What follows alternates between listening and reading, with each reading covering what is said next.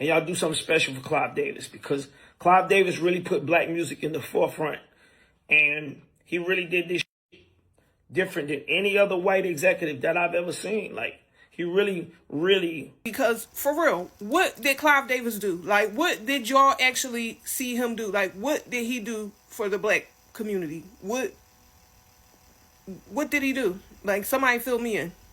Talking about this man has propelled all these people to stardom and all the things. And, we have so much to thank him for.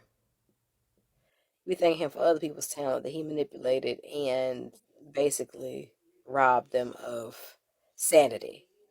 Because here is none other than Quaker Oat shoe wearing imp motherfucker that fumbled Janet. BET, we see Clive Davis gone. We saw it. We saw it. The award show coming up. Don't put him in the show. Do not put him on the program. If you gotta mention him, put his picture up there, let it dissolve, and move it along. Or move it right along.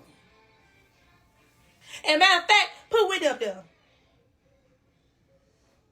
And keep it up there. Anyway, I'm sorry, before we continue, let's have some context about what's really going on here. Anyway, here's the thing. The tribute request of this guy, Jermaine Dupri, has sparked a wave of backlash across social media, with many black voices rejecting the call for BET to honor Clive Davis. I mean, while Dupri praised Davis for helping elevate black music, critics argue, that's only the part of the story. But many say the music executive, this guy, Davis, has left behind, a legacy filled with controversy, pointing to long-standing accusations of, exploitation, unfair treatment of artists, black artists, and unanswered questions surrounding some of the industry's biggest stars, especially how, they died, Many of the supporters of this argument say, yeah, they died, but, their deaths were mysterious, all those things. Now, other people insist BET should celebrate the artists themselves instead of the executives behind the scenes. And as you will hear in the reactions ahead, emotions are running high and many people are refusing to stay silent, especially within black community. So let's dive into this. Let's see what exactly is their concern. And after this, we'll come back, for more, breakdown. What exactly is the message from black community? If this is your first time, I can kindly ask you to subscribe so we can have more of this discussion. Otherwise, I'll see you at the end as we dive into this. BET Awards, I'm telling y'all right now, if y'all get up there and get to celebrating Clive Davis, I'm turning it off immediately, because Clive Davis ain't strummed not one guitar, he ain't pressed not one piano key, he ain't hit not one drum machine. He was an A&R, artist and repertoire. Okay? Clive Davis was the reason for a lot of artists struggling with drug habits, because they were trying to live up to the identity that he curated for them that wasn't really them.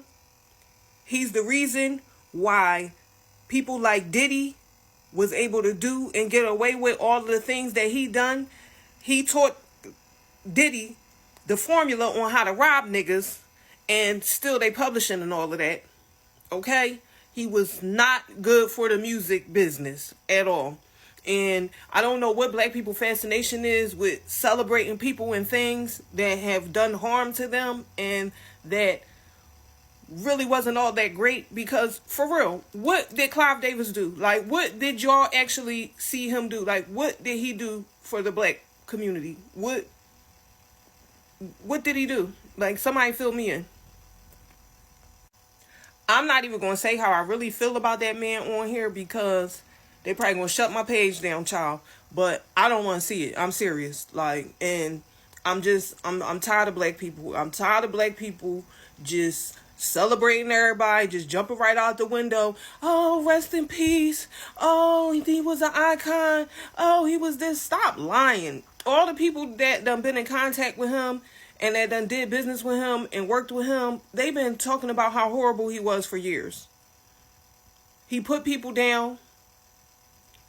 And again, like I said, he ain't have musical talent at first. Anybody could spot a hit record or listen to a song and say, oh yeah, that's a good song. Like, That's pretty much all he did. He was just getting paid for it. And he figured out a way to manipulate that paperwork so that he could get the most money and benefit the most out of all the work that the artist was putting in. Wrap it up. I don't want to hear about him no more. Jermaine Dupri, man, want y'all to know how he feel about Clive Davis.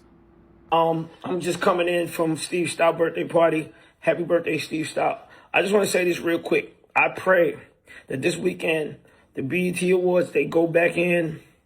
Y'all start tomorrow. Y'all can start tomorrow or whatever. I mean, I'm in France, so probably now.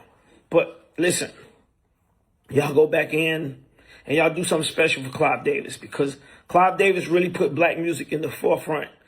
And he really did this different than any other white executive that I've ever seen. Like, he really, I mean, you had to be. Hey, Jermaine Dupri, man, shut your little person ass up, bro. Bro, you up here sucking D, man, for a dead white man, bro, who didn't do nothing but corruption and turn out young black boys and girls, bro. Why you ain't up here talking about what happened to Whitney, bro? The only reason you shouting this man out because he made you the handler over Janet Jackson, bro. Man, sit your ass down, man, you beetle-looking little person. Ask him what happened to Whitney. Well, you can't because he gone now. But since he's such a good friend of yours, what happened to Whitney, nigga? Fuck out of here. You want BET to goddamn honor a motherfucker because of his parties, bruh? Because of his parties? You didn't see what happened to Diddy? Clown? Y'all niggas, boy, in that music industry, bro. Y'all niggas is weird, bro. Little person ass. Jump, looking ass. Just sit your ass down, boy. Hey y'all, so I just want to share my thoughts on Jermaine Dupri, y'all. JD. Over So Death. Y'all should know who Jermaine Dupri is. So Jermaine Dupri got on this internet, child, and was urging BET to do a tribute to Clive Davis. As y'all know, Clive Davis is a music mogul. He discovered a whole lot of artists. Your greats, Whitney Houston, we all know, Phyllis Hyman, the list goes on, Janis Joplin, all of these people, he's been very intricate in, Monica, like so many people. And as we know, there's a lot that's behind the scenes and rumors and things that the people are not crazy about. And so he out here urging BET to do a tribute because of his contribution to black music, and the people in the comments was not having it. They was like, JD, you must be so deaf. DEAF. Anyway, shout out to y'all because y'all is standing on business, because the audacity. If y'all gonna let him do a tribute, do it for the Grammys or something like that. Not for BET. How about Peabo Bryson? How about the young man that just passed away, Tay Keith? Anyway, y'all let me know y'all thoughts in the comments. I say a moment of silence maybe, if that, but yeah, for him, but no. Anyway, that's all I'm gonna say on this, and yeah. When it comes to Phyllis Hyman, she had a lot of incidents with Clive Davis, but there was one incident that stands out the most. By the start of 1984, Phyllis Hyman had $50,000 in unpaid bills. She owed a lot of people money, she couldn't pay her staff, and her record label Arista, they were trying to work with her. Money was getting tight, so Phyllis and her manager, they set up a meeting with the record label. The meeting was to talk about her finances and future plans with the label. And I think she was hoping to leave with the check after. But they would shut that down fast, as Phyllis would find out she owes the label $429,000. Also around this time, Clive is locked in on Whitney Houston, who he sees as his next big star. And even after finding out that she owes money, she still tried to make it work with the label. So they have another meeting after that one, and this time around, Phyllis is going in with a clear mind and a clean slate. She wants to make everything right with Clive Davis. The meeting goes great, and from what Clive told her, he wanted to work things out with her. Once she leaves, she gets dropped from the label that same day. Even though he told her he wanted to work things out and wanted to keep working with her. This put her in a bad spot because now she's a free agent, but she still owes them the money. Child Clive is gone. And like I said earlier, them documentaries about to be hell. They're gonna be lit, but they're gonna be hell. Now, of course, a lot of people are talking about this man has propelled all these people to stardom and all the things. And we have so much to thank him for. We thank him for other people's talent that he manipulated and basically robbed them of sanity. Because here is none other than Quaker Oat shoe wearing imp motherfucker that fumbled Janet. Gonna say, yeah, the BET Awards need to go ahead and redo, I'm sure, their tribute and make sure they do something special for Clive. Why don't you do something special for Clive? Because you already know that motherfucker is responsible for a lot of suffering. And like I said, y'all can start with Phyllis Hyman. Now, a lot of y'all little young babies don't know who that is, and that's all right. But, hopefully you will come to know and understand that she has got a lot of music that has been sampled by some of y'all's favorites. Janis Joplin. And again, we not going to forget that Nippy ain't got no business being gone from here. But while she was going up yonder, you was down there having a party with your devil ass. I bet you're on the escalator now. 5 steps or whatever Drill said, cause baby, I don't feel sorry for him at all, cause that man treachery, and you could tell from Brandon. Go ahead and tell us what was on the paper, baby. So I mean, at this point, anybody else want to stand up and speak? I mean, hell, y'all can start from the very beginning, back in, he was 94. Shit. I'm sure he was doing a lot of shit back in the day. And he was a little more mobile and what have you. But I don't know. Some people just won't be on the right side of history. They don't give a damn. And that's fine. But please don't think people gonna give a damn about that man and what he got going on. Because again, Nippy, the voice, ain't got no reason to be up yonder. Ain't got no reason. I know the Lord don't make no mistakes and he went ahead and called it home, but still, we ain't need none of y'all to be out here being lackadaisical about shit. What y'all think? Like and subscribe to Mom's channel. So now that Clive Davis has passed away and is now living in fire, I wonder how many documentaries are about to start coming out and how many stories we're going to hear. Like, I cannot wait for all of the secrets. I just feel like it's just so much information is just about to come out, especially about Whitney. Please give us all the Whitney tea because we know what we know.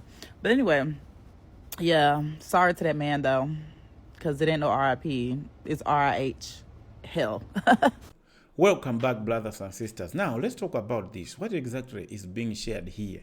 Anyway, before we go into the biggest arguments being made in this video, I think it's good that we first of all understand, like, why, this guy's message has divided, the people, okay? This Jermaine Dupri's message has made people have different, viewpoints of this.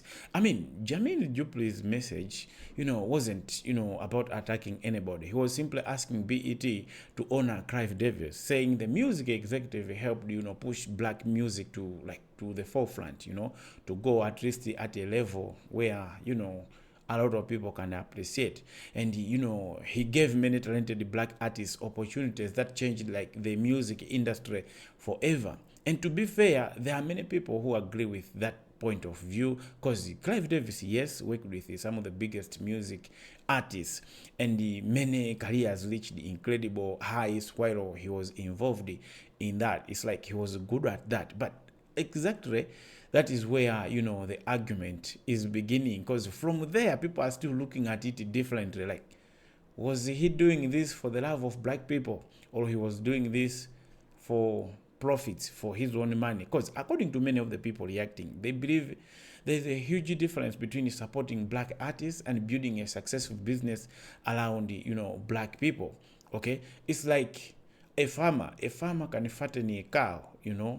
The cow can, look nice, it's fat, it's healthy, but we cannot say the farmer is doing that for the sake of loving, that cow, but it's for the profit, because whenever that cow is sold, it will sell well, it will give more profits, because a healthy cow, attracts more money, attracts more buyers. So people argue that Clive Davis understood something many executive, music executives recognized years ago, that black music had, some powerful, some enormous, cultural influence, and it attracted, massive audiences and generated huge amounts of money. So as a business person, that's that's